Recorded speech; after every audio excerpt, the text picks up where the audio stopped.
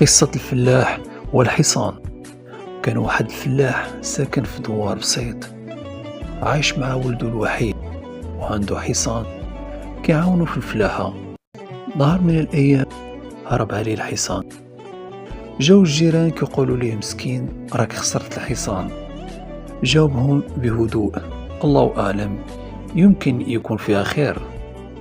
من بعد نهارين رجع الحصان ومعاه 3 الخيول وحشية. جاو الناس كيهضروا واو شحال محظوظ، والحصان رجعوا معاه الرزق. قال لهم بنفس البرودة يمكن خير ويمكن شر، الله اللي عالم.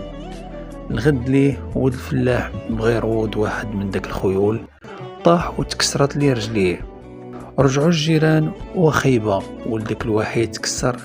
جاوبهم يمكن فيها خير. من بعد سيمانة جاو العسكر يجبدوا ولاد الدوار باش يمشيو للحرب، ولكن ولد الفلاح خلاو حيت مكسر. قالوا ليه الجيران والله عندك الصح، هذه كانت نعمة من الله. الحكمة ماشي كل مصيبة هي شر، وماشي كل فرحة هي خير.